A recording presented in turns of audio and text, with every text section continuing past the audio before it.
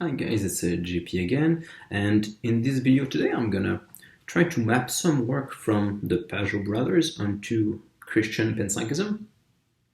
So the Pageau brothers, namely Matthieu and Jonathan, have done great work, especially around the idea of mapping out the grammar which you find in Christianity.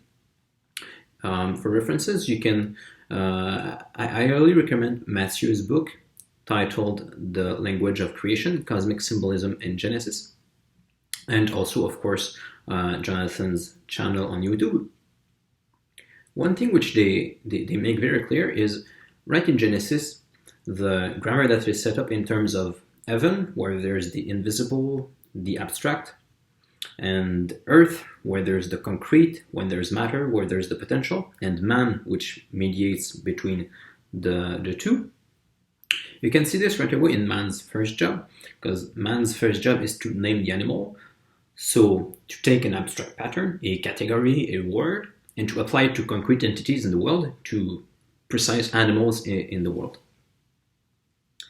And you can see that in Genesis, before the fall, there's an harmony between heaven and earth, where man correctly mediates between the patterns, between the forms which God created, and the abstract entities which you see in the world. So as Matthieu puts it really well, I may not remember the exact quote, but the idea is that man's job is to concretize heaven, to make the abstract patterns concrete into matter, and conversely to inform matter, to put forms into matter, which is just potential.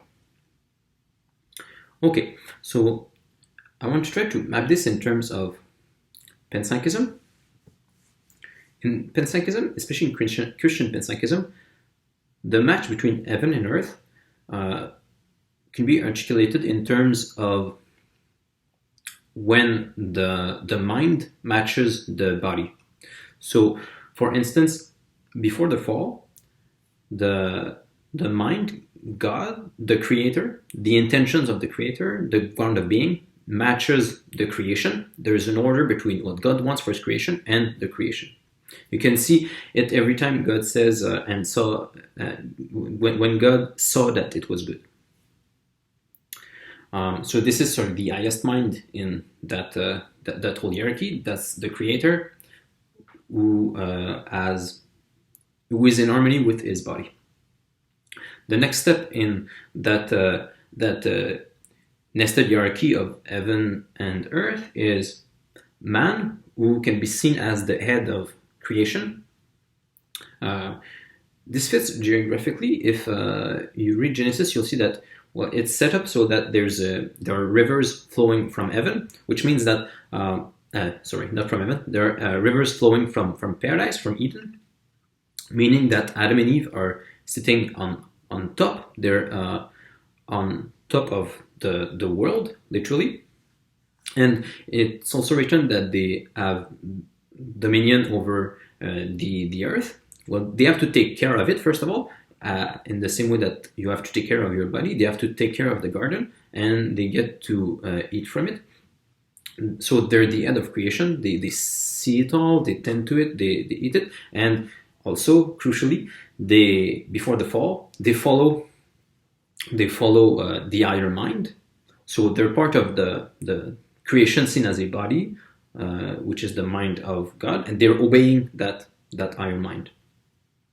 You can see it also at a lower level. So there can be, I think Jonathan would agree that when there's harmony between heaven and earth in terms of when the creator has what he wants in creation, then there's harmony between heaven and earth at the level of the creation when man mediates correctly between God's intentions and creation.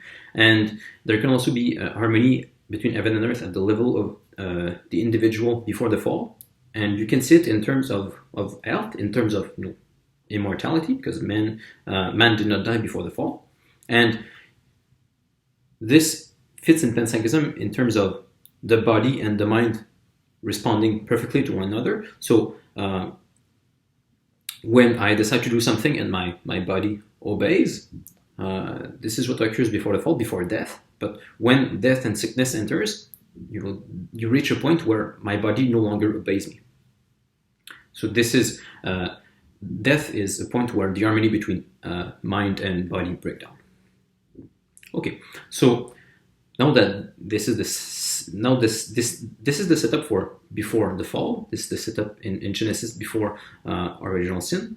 What happens in original sin is that Adam and Eve break that cosmic harmony. They stop following the will of the Creator, and right away what that does is it breaks the harmony between heaven and earth at all the levels I've just been talking about. So by breaking it at the highest level, by breaking it at the level of following the highest mind, of following God, by breaking the harmony between the Creator and His creation, right away, man and woman stop being the head of creation. They fall from heaven, literally. As I said before, the fall, they're the head of creation in that they're on top of it. They see it all, they have dominion and subdue it. But after the fall, they literally fall away from heaven. They're no more at the center and the top of creation. They're no more the head. They get lower to the bottom, and now they have to work very hard to live. It says that Adam has to till the ground with the sweat of his brow and so on. And it says also that Eve will suffer greatly in conception and so on. They also have to clothe themselves. So you really get the idea that they've lost their place as the head of creation. Now they have to work. They don't fit in the world. And you can see it also at the individual level, in that Adam and Eve no longer have the sort of harmony between their minds and their bodies, which they used to have. Now they die. Now they will reach a point where their body will no longer obey their mind. Okay, so this is the fall, and now I want to talk also a bit about redemption. And for this, I'm going to make a detour with René Girard. René Girard makes a great point looking at the anthropological record, and you can see how this is represented in Genesis when man and woman fall and they're confronted by God. The first thing they do is to start scapegoating. So when God asks Adam why he ate of the tree of good and evil, he says, well, it's because of the woman. And then what Eve does, he says, well, it's because of the serpent. And what you can see here in Panpsychism is, and this is what I think this fits really well with what Girard observes in the archaeological record, is now that hierarchy of mind, of man and woman being the head of creation, and then creation being the body of God, when those hierarchies break down, you will have progressively in history the appearance of other hierarchies which try to unite different minds, but because they're no longer united under the cosmic mind, those hierarchies will always break down, and they will all be evil in the sense that they will all rest on scapegoating.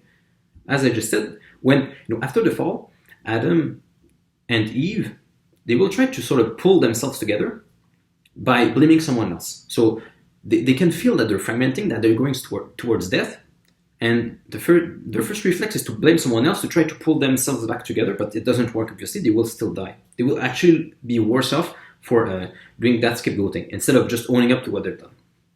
So concretely, Girard argues that in every culture before Judeo-Christianity, you can see a cycle of scapegoating and sacrifice. So because after the fall, we do not model our desires after the desires of God, of the cosmic mind, we will start to turn our desires on earthly things, on what our neighbor wants and so on, and this will inevitably lead to conflicts because the world wasn't meant for this. So inevitably there will be conflicts, and there will be more and more fragmentation in societies. As I said, at the beginning, man and woman were the top of creation. They were united in one mind over the whole of creation. But after the fall, they're fragmented. And this leads to lots of conflict because people cannot come together, so they're fighting amongst themselves and so on. And what Girard argues is, what you can see in the anthropological record is that when there's that much tensions, people will start to scapegoat in the same way that Adam and Eve did when they were confronted. Someone will say, well, the reason why things are going so bad is because of this group of people, or it's because of that person who did so and so. And we can see this today. I mean, this is a very common tactic in politics. No need to talk about it. Everyone knows what we're talking about. So what happened historically, Girard claims, is that when someone in a group would start to blame someone, other people would pile on, would say, oh, of course, I see, indeed, this all fits together now. This is because of that group or that group. This is because of that person or that person. And the tragic thing is that this actually does help the group come together in one mind. This does reduce tensions at the price of the scapegoat. So everyone becomes united in the group against the scapegoat, and they become angry enough, they become centered enough, the madness of the crowd takes over, and they sacrifice that victim. And the crazy thing is that, and this is very tragic, but because this does indeed allow the people to come together,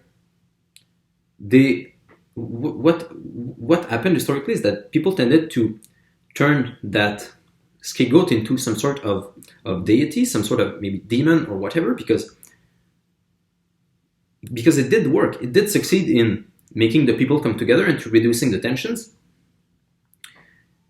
So people will see that, well, that person must really have been guilty if sacrificing him or her really did bring us together.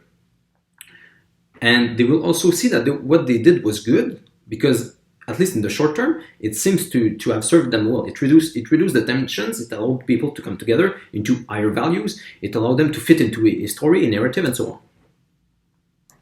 Okay, but as Girard notes, this is not a sustainable solution. This is very much in the fall, where people are trying to pull themselves up by their bootstraps, not obeying God, not modeling their desires after God, but instead trying to erect their own human hierarchies. And this keeps falling down. So what you can see in history is that people start to ritualize the sacrifices and to make them recurrent. And then the crazy thing you can see is in Judeo-Christianity, there is a progressive revelation of this fact, of the fact that people, when they're coming together, they're not coming together into a good mind, but they're actually coming together in the mind of Satan. You can see this right away in Genesis again, when Adam and Eve decide to eat from the tree. They do so because instead of obeying the desires of God, of not eating from the tree, they model themselves after the desires of Satan, of something earthly, the desire to be self-sufficient, to turn away from God. And in Judeo-Christianity, this fact will progressively be pointed out. There are precursors of this in the Old Testament, but of course it becomes clearest in Christ in the New Testament. So what Christ did there was he progressively in his ministry started to point out this fact that people were just coming together in the mind of Satan. You can see this, for instance, in the case of the stoning of the adulterous woman. When people are gathered together in one mind in order to stone the adulterous woman, Jesus shows up and says, "Let him who is sinless cast the first stone." So what this does is it takes that collective mind of the mob trying to stone the adulterous woman, and it turns that collective mind into looking upon itself. The people in the group start to fragment down. The global consciousness breaks down, and people look at themselves and see, what have I done wrong? Would I be stoned? Could I possibly be a victim of that mob mentality as well? So it starts to take that scapegoating mechanism. It starts to take the mind of Satan and rob it of its power. And of course, as Jesus is doing this, as he's pointing out that scapegoating mechanism, this makes people very angry, because this prevents the normal mechanism which used to release the tension since the fall. So what happens, obviously, is people decide to scapegoat Jesus, because he's the one who is causing all the tensions now. So just as has been the case since the fall, people gather up together in the mind of Satan, and they decide to stone Christ. They decide to crucify him. And the twist here, which is crucial in the Christian story, is that Christ resurrects 3 days later. And as Paul says, without the resurrection, our faith would be pointless, because by resurrecting, Christ showed that God, that good, was actually on the side of the scapegoat. By resurrecting, Christ showed that he was God, it was not some sort of demon, and that it was not good to crucify him. And by showing that, by his own resurrection, this showed that that scapegoating mechanism was wrong all along. He revealed what had been hidden since the foundation of the world. He revealed that scapegoating mechanism of people just coming in together under the mind of Satan. And so Jesus revealed this by his death and resurrection. And then also he allowed the people to come together under the mind of God. He revealed, not only did he reveal the scapegoating mechanism, but he revealed the way to get back this harmony between heaven and earth that had been there before the fall. And concretely, the way Christ does this is by showing us the way, which is a way of love, both upwards and downwards. What I mean there is that Christ, by love for the Father, submits to him. By love of the higher mind, he submits to him. And also by love of his body, he sacrifices himself for his body, namely the church. And we are supposed to follow Christ. We're supposed to do this. This is what love looks like, especially in Christian Panpsychism, where by desire for the good of the higher minds, you submit to them. And there are details here. For instance, what do you do when some higher minds are in conflict? Then you have to submit only to the right ones, and things get complicated. But just for this video, let me just say that by love you submit to the higher minds in the same way that Christ submitted himself to God the Father, and then you sacrifice yourself for your bodies in the same way that Christ sacrificed himself for the church. And this is what will really allow people to come together under God himself and not under human hierarchies, which are ultimately from the kingdom of Satan. Maybe some examples could be useful.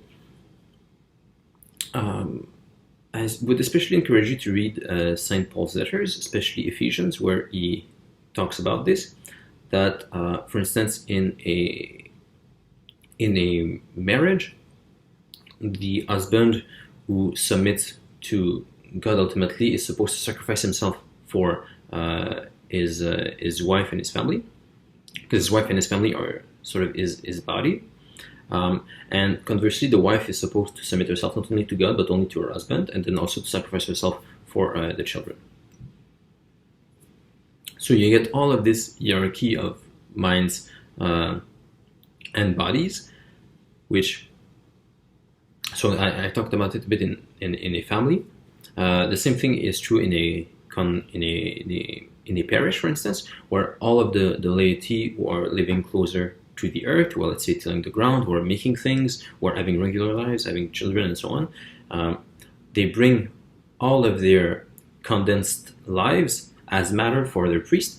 When they talk to him, when they confess to him, when they pray to him and so on, they'll tell him, okay, I have this issue, or this went well, or and so on. They bring condensed versions of their lives to the priest, and the priest can bring that up into himself, and he will do the proper sacrifices for the good of his congregation. That's what he's supposed to do. He's supposed to, let's say, he's supposed to spend time to help so-and-so. He's supposed to have activities which will help people come together. He's supposed to, he gives this time when he says Mass and so on. And also the priest is supposed to submit to God, and that will come through intermediary minds. This will come, for instance, through his bishop, and ultimately through the Pope or the Church as a whole. So that the priest will, for one, he will submit in love to the church, to the mind of the church, and on the other end, he will sacrifice himself for his congregation. And as I said, this will be true at all levels. At the highest levels, it is especially clear when it is written that Christ will come in Revelation to marry the church. So Christ has already sacrificed himself for the church, but the claim is that as the church has been uniting itself since the death of Christ, eventually the claim is that in Revelation, Christ will come back to marry the church. There will be some to do there. In Revelation, there's a lot of the church which gets cut off, but what remains will be the body of Christ. In the same way that in a marriage, the father is supposed to submit himself to God and to sacrifice himself for his family, to be the head of his family, Christ will come back after having sacrificed himself for the church, and he will marry the church. He will be the head of the church and submitting himself to the will of the Father. So this is how the hierarchy of minds and bodies, which was present at Genesis, will be recreated in Revelation, uniting heaven and earth through a series of minds and bodies in the same way that it was before the fall. So that was some pretty abstract stuff, but I hope it was useful, and thanks for listening, guys.